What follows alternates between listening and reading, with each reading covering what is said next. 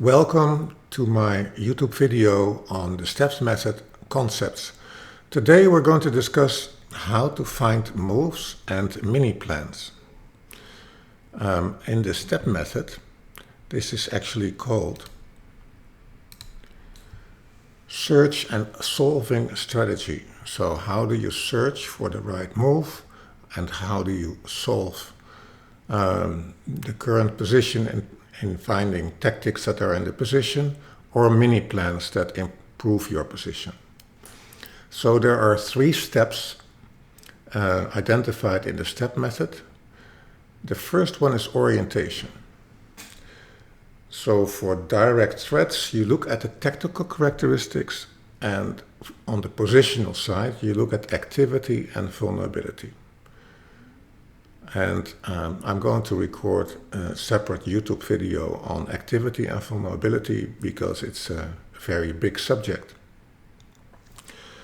And for the direct threats and tactical characteristics, I'm using this sheet. So you stay on the left side, so you're not looking for moves and you're not looking for tactics immediately. But first you say, are there unprotected pieces or vulnerable pieces? How about king safety? Are there pieces that have limited mobility, that only have a few squares to go to? Are there pieces at a knight's distance? Pieces on one file, rank and diagonal? Pinned pieces? Pieces on a battery? And pieces with a crucial defending task? And for a lot of players, this sounds abstract, but for instance, if you have a queen that's tied to defending a mating square, it has no mobility, and of course we can target that piece to eliminate the defender and be able to give the mate. And finally, we have passed pawns. And what I noticed, if students split orientation from calculation visualization, they see a lot more. So it's important to be complete in your orientation, find the relevant characteristics in the position, and only then go to the tactical themes that come with the characteristics. So when it's unprotected pieces, you look for double attacks. If it's a vulnerable king, you can have a mating attack or also a double attack. When you have a piece with limited mobility, you can trap it, and so on. So let's go back. So you have your orientation, you look at direct threats, tactical characteristics, and positional aspects of the position. Then you start to calculate, visualize, and of course, at the end of your calculation, you have to make an evaluation of the position. Who is better? And sometimes you're up in material, but behind in development, and you have to weigh which characteristic is at the end of your variation the most important. As part of your calculation, it's good to see what would I like to achieve in this position. So you establish a goal or an intermediate goal, or it can also be that you say, well, looking at this position, I think the theme is double attack. I think I can find here a double attack, or this piece is in so much trouble, I have to see if I can trap it. So by carefully considering all the characteristics, you establish your goal, and then you find moves that fit with achieving the goal, using the mini concepts that we discussed. So when it comes to attack on the king, right? I mean, we said gain access, bring attackers, eliminate defenders, look for mating patterns, use typical mating motifs, and deliver the mate. Look for forcing moves as preparatory moves, and of course when it's on the positional side you would like to increase activity or exploit vulnerabilities increase your own activity, exploit vulnerabilities on the opponent's side. And finally, you verify your calculation. And you visualize the move that you're going to play, and you take one moment to say, how will the position change after I play my move? Are there any undefended pieces? Are there any checks in the positions? Does my opponent have any immediate threats that I have to consider? And of course also, did I consider the strongest reply of my opponent? And it's normally, right, when you do your calculation and evaluation, a lot of players, they look inside out. What can I do? And then what will the response be? When you verify a calculation, you look outside in. What would I do if my opponent was to move? So actually, in lead chess, when you play a classical game, you can whisper. And if you want to practice this process, you could do it in the whisper function, or you can take a piece, right? If you want to say, I want to focus more on my opponent's moves, you could whisper to the spectator room, guess the move of your opponent, and then verify after the game how well you looked at the opponent's possibilities. If you want to practice calculation and evaluation, you could select a number of critical moments in the game and whisper your principal variation, so the best moves by both players, and then the evaluation at the end of the line. And you could make that even numeric, as if you were an engine. By doing that, you can see if you were able to find the most critical line, and whether your evaluation of the final position is correct, and whether you correctly weighed material versus activity and space. So let me now switch to chess space, and let's go to examples.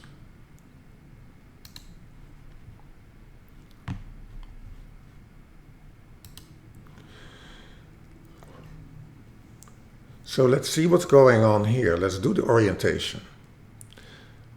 Of course, when we look at this position, we see an exposed king.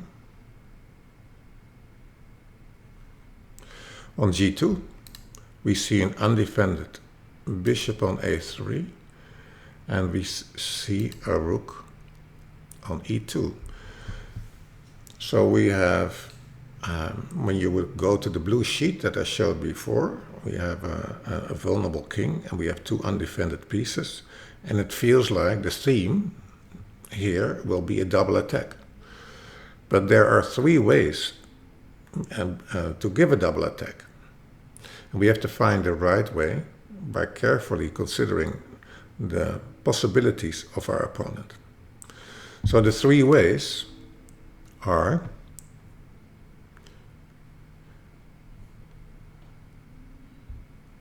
Queen g4, attacking the rook and the king, Queen d3, attacking the rook and the bishop on a3, and Queen a3, attacking the king and the bishop. So after Queen g4, so this is the verification, White can interpose with knight g3, and the knight is also defending the rook. After Queen d3, we can use our rule that the first thing we check is whether one of the targets can defend the other target.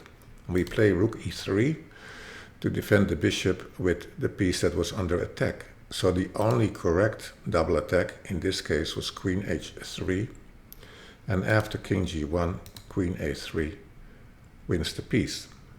So these were, when you look at the blue sheet, the characteristics on top. Let's go to the next example. So take a moment to look at the position, and of course the queen is in enemy territory. The black queen, and white is to move. And then you start wondering, how many squares currently does the queen have left? Actually, it has none. So then we go to the concept of trapping. So the mini concept of trapping that we're going to apply is identify the piece. We did, that is the queen. We identify which squares the queen has left. There are no squares. And then we see if we can attack it, which pieces can attack it. In one move, there's only one piece that can attack the queen, which is the pawn on g2 by playing g3. But also, as part of the mini concept, we have to check whether by moving the attacker, we're not creating any new flight squares. And in this case, we will play g3. Black has to move queen h3, and it's not clear if we can trap the queen. So it's not possible in one move. And so let's look at the position again and say which piece could attack the queen. It cannot be the queen, because trapping a queen with a queen doesn't do anything, because it will be just a trade. And the queen is on a dark square, so likely it will be the bishop. But the bishop cannot go to g5 in one move. So we have to consider how we can get the bishop to g5. And there are two moves for that. We can play queen d2 or queen c1. First we have to think, what do I think our opponent can do? Well, in both cases, black could play h6, and then no longer we can bring our bishop to g5, but every pawn move weakens a square, and now the square g6 has become available for our knight, and we can play knight g6. So let me show you, right? If we would play queen c1, h6, and knight g6 would trap the queen. But the question is there any difference between queen d2 and queen c1? So we looked at h6 as a defense, but after queen d2, black plays d6, and you would say, oh, bishop g5 traps the queen. What can black still do? Protect, capture, move away, interpose, counterattack. The only letter that makes sense here is counterattack, and which is the move e3. And after queen takes e3, queen e4, the queen escapes.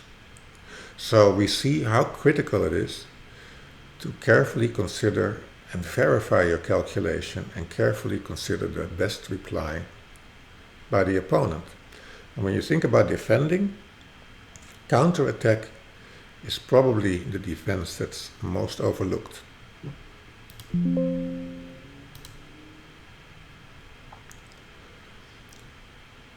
Let's see what's going on here. Black king is still in the middle. Black would like to castle on the next move. We have a battery of the rook on d1 and the queen on d2, staring down the d-file, which is open. And of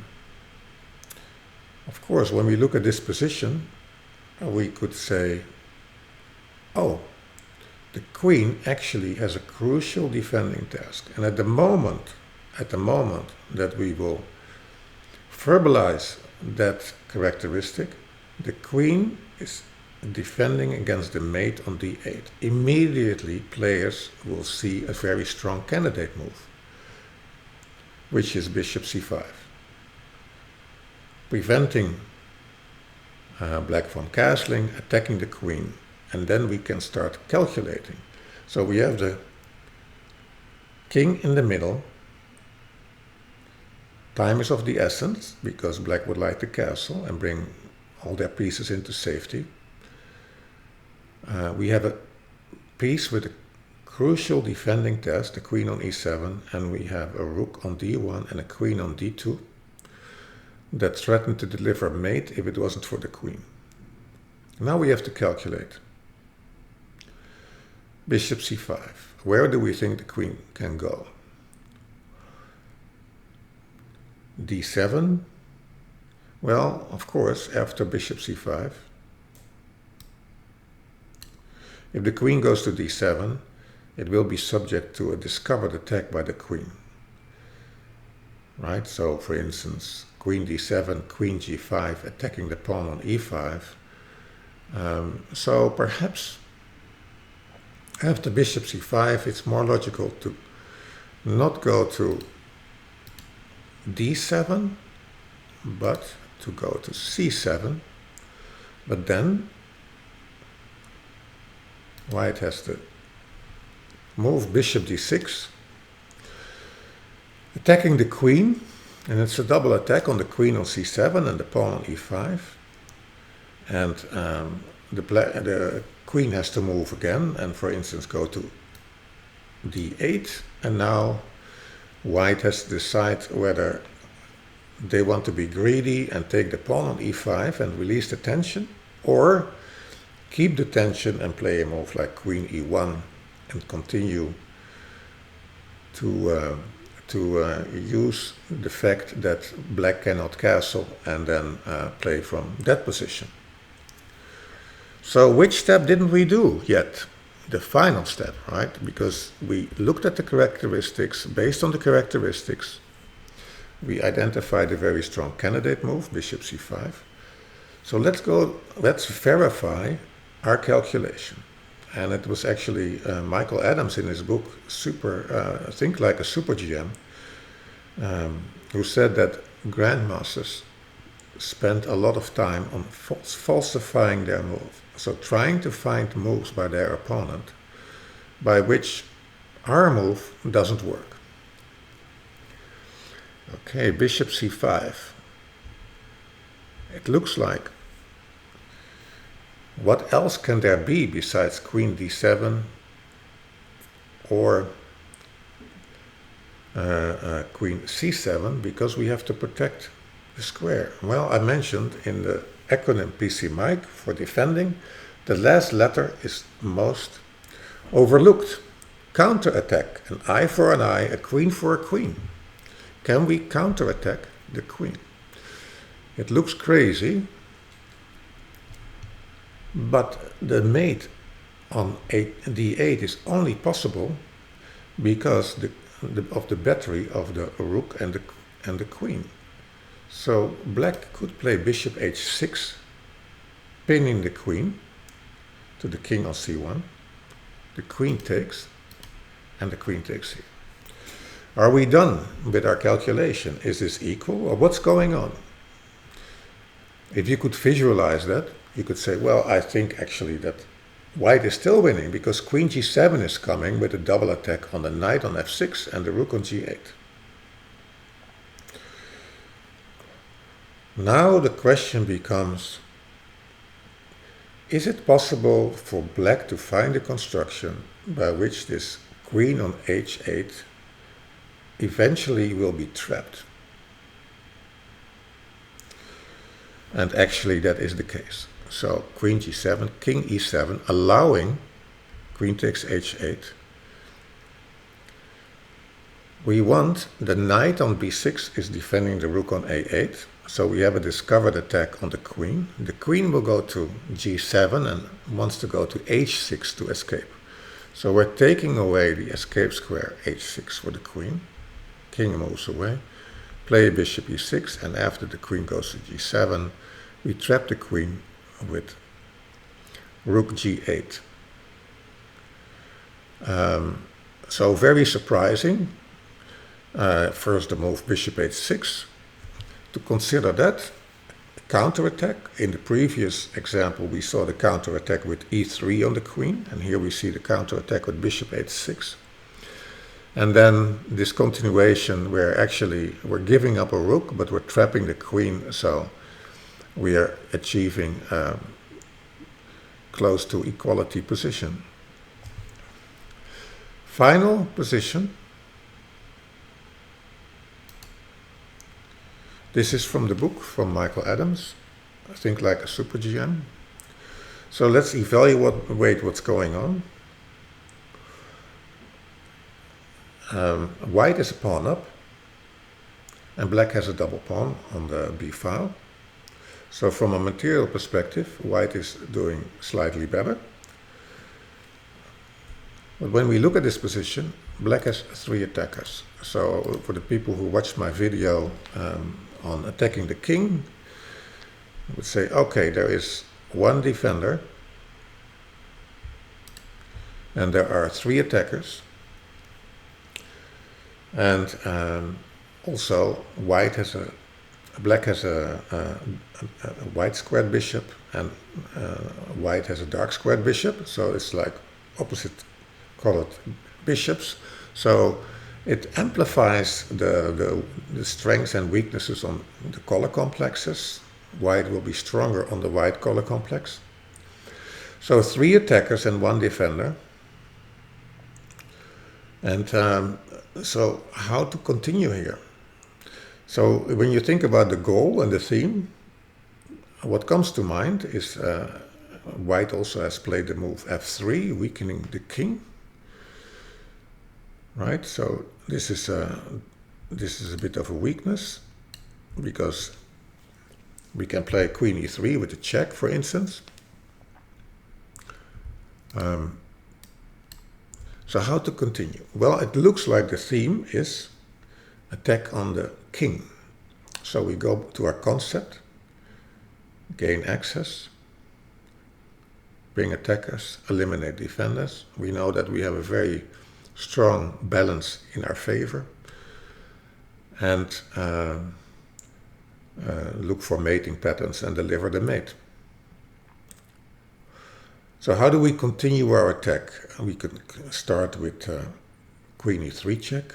We can start with rook takes f3, or we can also first try to weaken the king side of white further with h5. So h5,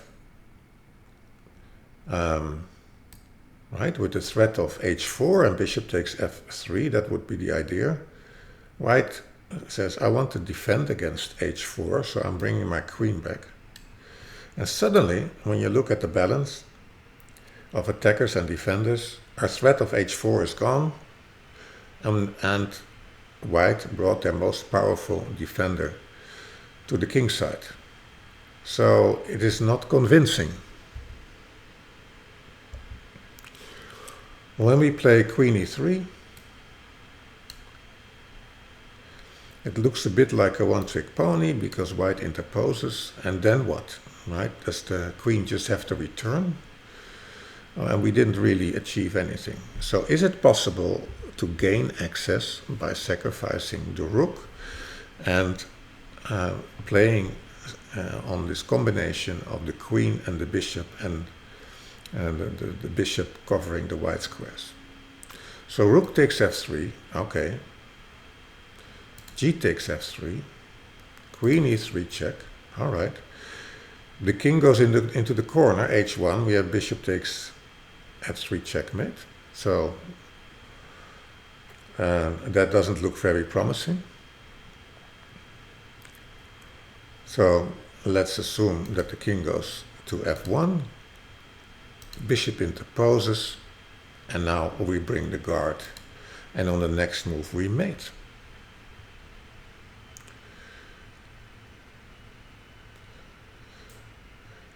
Well, let's go back, right? Rook takes f3, g takes f3, queen e3 check, king f1, queen takes f3. What happens if the king tries to move away to the other side? King e1, bring attackers. Rook e8, bishop e5, queen e3, king f1, rook f8, and black is winning again. So our concept is working, right? We did the characteristics, we did the visualization and calculation, but we didn't do the last step, verify. And so, visualize for yourself, rook takes f3. And now think about, what would you do if you were black? If I was behind the board, I would say, you calculate and calculate, and you say, oh, if I take the rook, I'm losing by force. And then you start to think, like, can I just ignore this rook takes f3? What is actually my best reply here? Also taking into account that I started this position with the pawn up. Well, right, if you are defending against an attack on the king, it would be logical to bring defenders. And the crucial move in this position for black to attack was the move queen e3, check. So how do we prevent queen e3 check and bring the most powerful defender? Okay, by playing queen d2. So this is again the third step, verifying the calculation, queen d2, right? And if black decides to trade, suddenly the danger is gone, the number of pawns is equal, and it has become just another game. So in the step method, finding moves and finding mini plans, we looked at 3 steps: orientation. The completer your orientation, the more themes you will see and the better you will be able to find the best move.